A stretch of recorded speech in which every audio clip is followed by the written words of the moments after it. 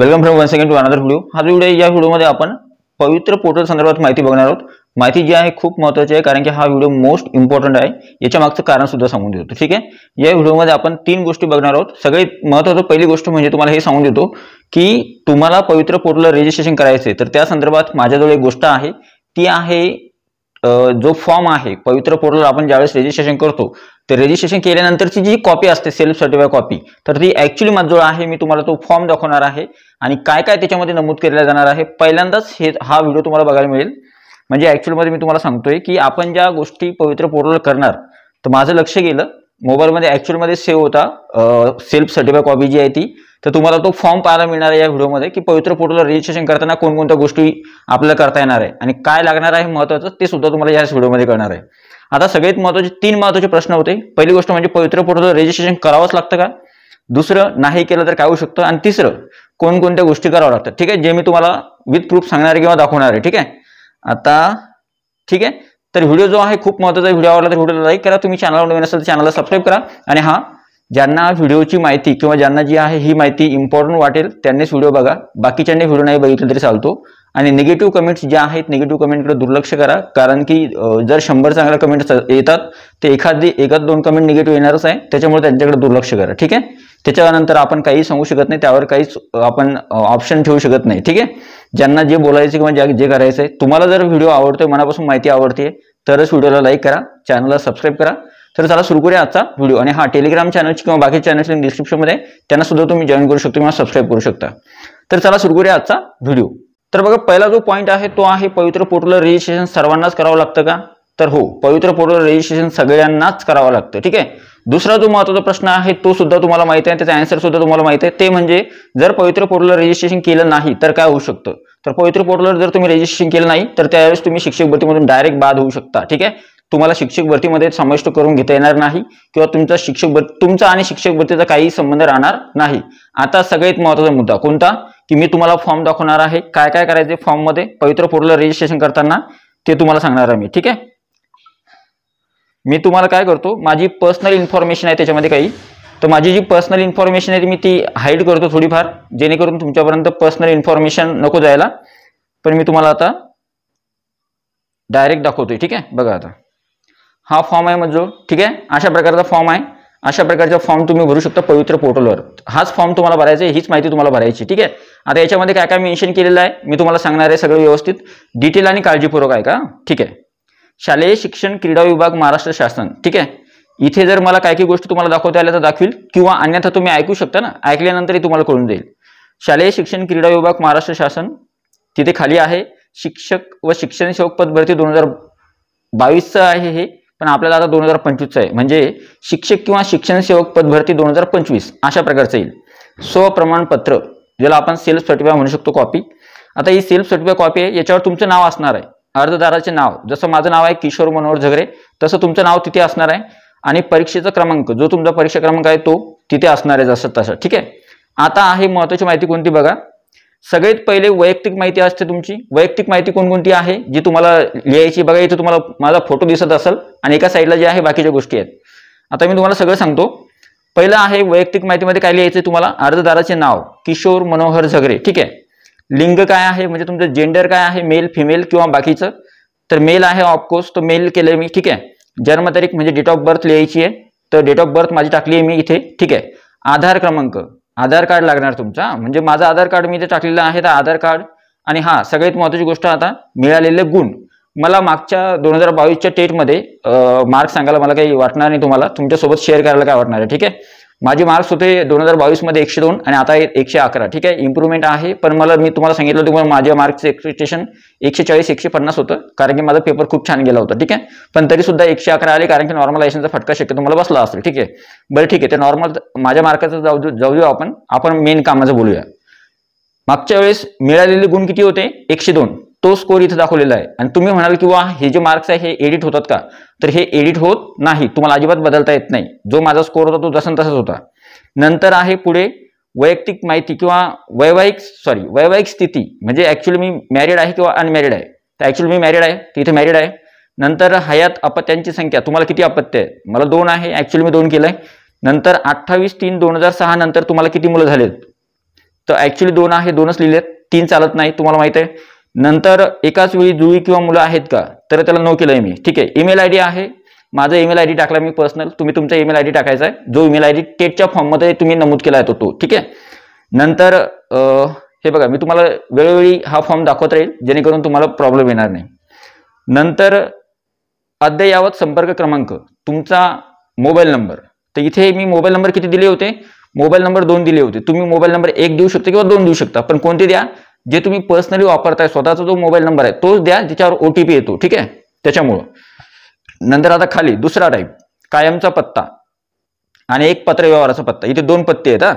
कायमचा पत्ता मी काय टाकलाय, ऍक्च्युली माझं जे गाव आहे, प्रॉपरचं जे गाव म्हणजे जिथे माझा जन्म झालेला आहे ते जे गाव आहे, तो माझा प्रॉपर ॲड्रेस आहे, म्हणजे कायमचा पत्ता आहे, तो मी टाकलाय इथे. राज्य महाराष्ट्र आहे, जिल्हा बुलढाणा आहे, तालुका आहे, नंतर गाव आहे आणि नंतर ॲड्रेस आहे. मी तुम्हाला काही काही गोष्टी सांगत नाहीये, काही गोष्टी पर्सनल आहेत. ठीक आहे. हां, आता पत्र व्यवहाराचा पत्ता बघा कोणता टाकलाय मी आता सिटीमध्ये राहतो, मी गावामध्ये राहत नाही, मी सिटीमध्ये राहतो. ठीक आहे. त्याच्यामुळे मी काय केलंय, राज्य महाराष्ट्र आणि ॲड्रेस जो आहे रिसेंट ॲड्रेस टाकलाय, पत्र व्यवहाराचा पत्ता जो आहे तो इथला टाकलाय. ठीक आहे, सिटीचा. आता थोडं खाली गेलोय आपण, थोडं खाली जाऊया. थोडं खाली गेल्यानंतर बघा आता कोणती माहिती आहे, इन्फॉर्मेशन. आता आहे जात प्रवर्ग, समांतर आरक्षण आणि इतर तपशील. आता हे खूप महत्त्वाचं आहे उमेदवारांसाठी. जात प्रवर्ग किंवा तपशील कोणकोणतं आहे बघा. पहिलं, आता तुम्ही महाराष्ट्राचे किंवा महाराष्ट्राचे आदिवासी प्रमाणपत्र आहे का किंवा डोमिसाईल आहे का, ते मी यस केलंय. ऍक्च्युली माझ्याजवळ आहे, तुम्ही सुद्धा यसच केलेलं पाहिजे त्याला. ठीक आहे. ते एडिट होणार नाही शक्यतो. काही मुलांनी जर नो केला असेल चुकून, तो होणार नाही ते शक्यतो. झालं तर बघूया आपण. ठीक आहे. अर्जदाराचा जात संवर्ग, आता माझी OBC आहे, तर ऍक्च्युली OBC केलंय मी. शारीरिक अपंगत्व म्हणजे हँडिकॅप आहे का, नो किंवा यस करायचंय. भरतीसाठीचा जात संवर्ग, तुम्ही भरतीसाठी कोणत्या कास्टमधून फॉर्म भरलाय किंवा ओपनमध्ये आहे तुम्ही, तर तो OBC केलाय ऑब्विसली मी. ठीक आहे. नॉन क्रिमिनल प्रमाणपत्र आहे का, यस केलंय. नंतर समांतर आरक्षण, हे खूप महत्त्वाचं आहे. काही मुलांनी गेलं यस केलंय, नो केलंय. तर आता इथे काय आहे बघा, महिला आरक्षण घेतलंय का, तर या बॉक्समध्ये तुम्ही यस किंवा नो ऑप्शन आहे तुम्हाला. ठीक आहे. तर इथे मी जे आहे ऍक्च्युली नो केलंय, माजी सैनिकला नो केलंय, प्रकल्पग्रस्ताला नो केलंय, भूकंपग्रस्ताला नो केलंय, खेळाडूला नो केलंय, पदवीधर अंशक आणि कर्मचाऱ्याला नो केलंय आणि अनाथ नो केलंय. ठीक आहे. म्हणजे ऍक्च्युली मी याच्यामध्ये कोणकोणत्या याच्यामध्ये मोडत होतो, त्याला मी एखाद्याला ज्याला मी मोडतोय त्याला मी यस करणार आणि ज्या गोष्टीला मी मोडतच नाही त्याच्याबद्दल मी नो करणार. तुमचं तसंच असणार. तुम्ही महिला आरक्षण किंवा बाकीचे जे वेगवेगळे समांतर आरक्षण आहेत, जर ज्याच्यामध्ये तुम्ही मोडताय त्याला तुम्ही यस केला असेल आणि ज्याला मोडत नाही त्याला तुम्ही नो केला असेल. ठीक आहे. पुढची माहिती जी आहे ती इतर तपशील कोणता आहे बघा. आता महाराष्ट्र कर्नाटक सीमा भागातील उमेदवार आहात का तुम्ही, मी नो केलंय, कारण की मी महाराष्ट्र किंवा कर्नाटक सीमेच्या बाउंड्रीवर राहत नाही मी. ठीक आहे. मी ऍक्च्युअलमध्ये बुलढाणा डिस्ट्रिक्टमध्ये राहतो त्याच्यामुळं. नंतर आत्महत्याग्रस्त शेतकऱ्याचा मुलगा आहे का, तर नाहीये, त्याच्यामुळे नो केलंय. स्वातंत्र्य सैनिकाचा वारस आहे का, नो केलंय मी. ठीक आहे. 1994चे निवडणूक कर्मचारी, त्याला सुद्धा नो केलंय. आणि 1991चे जनगणना कर्मचारीमध्ये सुद्धा आहेत का, तर नो केलंय. ठीक आहे. आता थोडं खाली जाऊया स्क्रॉल करून, पुढची माहिती. आता थोडीच माहिती राहिली. आता आहे महत्त्वाची माहिती, शैक्षणिक अर्हता म्हणजेच अकॅडमिक क्वालिफिकेशन. आणि एक गोष्ट सांगून द्यायची राहील तुम्हाला, इथे काय सांगितलेलं बघा, qualification after 12 February 2023 will not be consider for further process. जर तुमचं क्वालिफिकेशन 12/2/2023 नंतरचं आहे तर ते आम्हाला चालणार नाही. मी आता समजून सांगतो थोडं. 2025चे विद्यार्थी जे आहेत, आता ही 12 तारीख कोणती आहे 2022ची, 2023चा जो फॉर्म भरला होता टेट परीक्षेचा, तर त्याची शेवटची तारीख 12 फेब्रुवारी होती. ठीक आहे. तर ही शेवटची तारीख त्यांनी धरली होती. म्हणजे त्यांचं म्हणणं याच्यानंतरचं क्वालिफिकेशन तुमचं विचारात घेतलं जाणार नाही. मी अगोदर जे तुम्हाला व्हिडिओमध्ये सुद्धा सांगितलं होतं की पवित्र पोर्टल रजिस्ट्रेशन करताना तुम्हाला या एक ठराविक तारीख असते, त्या तारखेनंतरचं तुमचं क्वालिफिकेशन धरलं जात नाही. आता फॉर एक्झाम्पल काही मुलं म्हणतात आम्ही TET किंवा CTET पास केली तर त्याचं इन्फॉर्मेशन आम्हाला ऍड करता येईल का, किंवा नवीन एखादा कोर्स केला इन्फॉर्मेशन ऍड करता येईल का, ती इन्फॉर्मेशन तुम्हाला ऍड करता येत नाही. इथे लाल अक्षरामध्ये दिलेलं असतं. ठीक आहे, रेड कलरमध्ये. आता तुम्हाला सांगतो मी काय काय आहे, तुम्हाला काय भरायचं आहे, आणि हे खूप महत्त्वाचं आहे. याच्यामध्ये थोडा बदल आहे, मी तुम्हाला आतापर्यंत तुम्हाला तो सांगितला नाहीये. काय आहे ती गोष्ट. पहिला आहे तुम्हाला 10वीचे मार्क टाकायचे SSC, नंतर 12वीचे HSC, नंतर ग्रॅज्युएशन असलं तर, नंतर पोस्ट ग्रॅज्युएशन. 4 टाकलेत मी. पोस्ट ग्रॅज्युएशन सुद्धा झालेलं आहे माझं, MSc झालेलं आहे, BSc MSc झालेलं आहे. ठीक आहे, मी टाकलंय. आता इथं महत्त्वाचं काय आहे बघा, इथं आहे माध्यम, म्हणजे 10वीचं माध्यम माझं मराठी टाकलं. 12वीला माझं सायन्स होतं, मग मी इंग्लिश मिडियम केलं. ग्रॅज्युएशनला माझं BSc आहे, तर मग मी इंग्लिशच मिडियम केलं. आणि पोस्ट ग्रॅज्युएशन MSc आहे माझं, तर मी इंग्लिश मिडियम केलंय. तुम्ही जर समजा तुमचं BA असेल तर तुमचं मराठी मीडियम करायचं आहे, ठीक आहे. उर्दू मीडियमवाल्यांनी उर्दू मीडियम करायचं, म्हणजे तुम्हाला समजलं असेल माध्यम कोणतं टाकायचं कोणतं नाही, हे खूप महत्त्वाचं आहे. याच्यामध्ये सुद्धा एडिट करता येत नाही. आता कोणत्या बोर्डामधून तुम्ही परीक्षा पास झाली ते सुद्धा तुम्हाला सांगावं लागतंय. नंतर आता याच्या समोर खूप महत्त्वाची गोष्ट आहे, ज्याच्यासाठी विद्यार्थ्यांना सांगितलं होतं मी की तुम्हाला डॉक्युमेंट्स किती महत्त्वाचे आहेत बघा. आता तुम्ही म्हणत होते किंवा 10वीचं बोर्ड सर्टिफिकेट आणि मार्कशीट, 12वीचं board certificate marksheet, graduation board certificate marksheet आणि post graduation board certificate marksheet लागते का? तर लागते कशी बघा. तुमची 10वी ज्या दिवशी तुमचा निकाल लागला 10वीचा, तर तो निकालाचा दिनांक टाकायचा इथे. डेट ऑफ रिझल्ट डेट किती आहे ती मी इथे किती टाकली आहे? मी इथे टाकली आहे 19/6/2001. म्हणजे 2001 मध्ये माझी 10वी झाली, तर 19/6 रिझल्ट लागला होता, ठीक आहे. इथे डेट टाकली आहे. नंतर 12वीची डेट किती टाकली मी? 2/6/2000, समोर जे 2003 ती टाकली आहे. नंतर ग्रॅज्युएशनची डेट. आता तुम्ही म्हणाल की हे कुठून तुम्हाला कळले ह्या तारखा, की तुमचं 10वी कधी झालंय, 12वीचा रिझल्ट कधी लागला आहे, ग्रॅज्युएशनचा कधी? आम्हाला तर कळणारच नाही सर की आमचा रिझल्ट कधी लागला 10वीचा, 12वीचा, ग्रॅज्युएशनचा. तर तुमच्याजवळ त्या दोन्ही जर मार्कशीट असल्या, एक बोर्ड सर्टिफिकेट आणि एक मार्कशीट आणि एक सर्टिफिकेट असेल, तर ते मार्कशीटवर तर नसणार रिझल्टचा दिनांक, मार्कशीटवर असला तर बघा, किंवा मग तुमच्या बोर्ड सर्टिफिकेटवर. दोन्हीपैकी कोणत्या ना कोणत्या याच्यावर रिझल्ट डिक्लेअर्ड आणि डेट असते समोर, कधी रिझल्ट डिक्लेअर झाला या परीक्षेचा, तर ती डेट तुम्हाला इथे टाकायची, ठीक आहे. ती तुम्हाला टाकायला भेटते. नंतर आहे पर्सेंटेज, टक्केवारी टाका. नंतर उत्तीर्ण श्रेणी, आणि हे सांगायचं होतं तुम्हाला काय, परीक्षेचा दिनांक जो आहे तो विद्यार्थ्यांजवळ राहत नाही.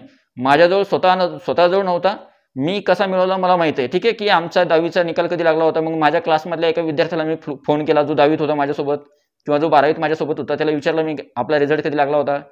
माझ्याजवळ बोर्ड सर्टिफिकेट नव्हतं, मी ऑनलाईन काढलं होतं, मग त्याच्यावर डेट नव्हती. मग त्याला मी फोन करून विचारला की आपला रिझल्ट कधी लागला होता, काय नाही. तर त्याने मला डेट सांगितली, ती डेट मी मेन्शन करून घेतली किंवा लिहून घेतली. अशा प्रकारे तुम्हाला करेक्ट डेट टाकायची तिथे, ठीक आहे. नंतर आहे पर्सेंटेज, नंतर आहे उत्तीर्ण श्रेणी, मी फर्स्ट डिव्हिजन आहे माझं सगळं. नंतर आहे मुख्य विषय कोणकोणते आहेत. माझे जे विषय होते ते विषय मी इथे टाकलेले आहे.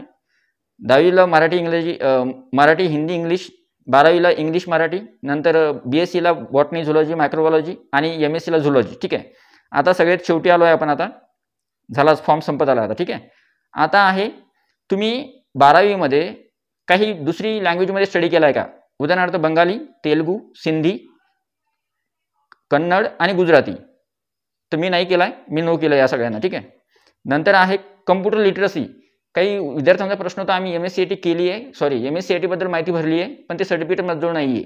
तर इथं बघा काय आहे, ॲक्च्युली मी सुद्धा MSCIT केली आहे आणि माझं MSCITची इन्फॉर्मेशन आणि BEdची इन्फॉर्मेशन मागितली यांनी. तर मी इथं ग्रॅज्युएशन केलं, BEd सुद्धा ग्रॅज्युएशनच आहे, डिग्रीच आहे ती, ठीक आहे. आणि कम्प्युटर लिटरसी म्हणजे कोणता कोर्स केला कम्प्युटरचा, मी ते MSCIT, त्याच्याबद्दल माहिती लिहिली आहे. आणि बघा MSCITचा रिझल्ट कधी लागला होता माझा 1/3/2005ला, तो मी इथं टाकलेला आहे, त्या याच्यावर असते तो, ठीक आहे.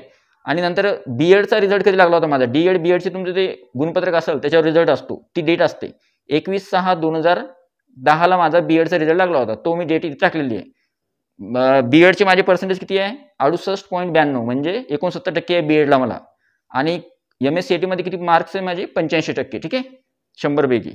आता खाली येऊया आपण, ठीक आहे. मी माझी जी माहिती तुम्हाला सांगायला पाहिजे किंवा जी सांगायला नको आहे ती प्रायव्हेट ठेवतोय आणि बाकीची सांगतोय तुम्हाला, ठीक आहे. तरी सुद्धा तुम्हाला खूप साऱ्या गोष्टी कळत असतील. आणि आता शेवटचा टाईप आहे TET परीक्षेसंदर्भात माहिती. महाराष्ट्र शिक्षक पात्रता परीक्षा MAHA-TET, महाराष्ट्र गव्हर्नमेंटची जी TET परीक्षा आहे MAHA-TET, त्याच्या संदर्भात माहिती, ती माहिती भरली मी. आणि नंतर केंद्रीय शिक्षक पात्रता परीक्षा म्हणजे CTET, त्याची माहिती भरली. तुम्ही जी दिलेली असली त्याचीच माहिती भरायची तुम्हाला, ठीक आहे.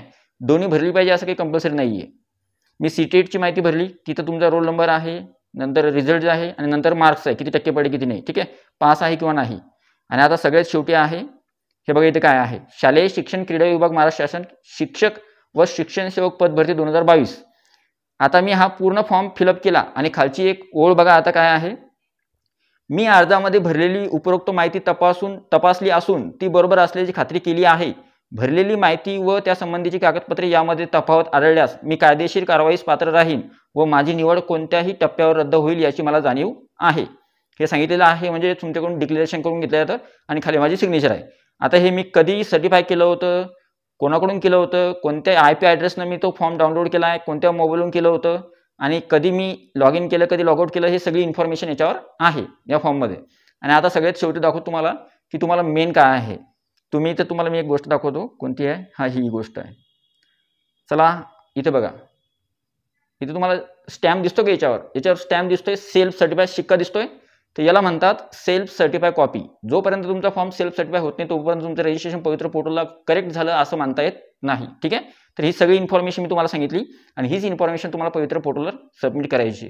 आय होप ही पूर्ण इन्फॉर्मेशन जी आहे महत्त्वाची होती. त्याच्यामुळे व्हिडिओला थोडा वेळ लागला असेल, पण पूर्ण व्हिडिओ तुम्हाला आवडला किंवा नाही आवडला आणि व्हिडिओमध्ये जी इन्फॉर्मेशन होती ती तुमच्या कामाची होती किंवा नाही होती तुम्ही कमेंट बॉक्समध्ये नक्की सांगा. हा जो व्हिडिओ तुमच्यासाठी खूप महत्त्वाचा होता, कारण की पवित्र पोर्टलला रजिस्ट्रेशन करताना कोणत्याही प्रकारची माहिती चुकू देऊ नका. ठीक आहे.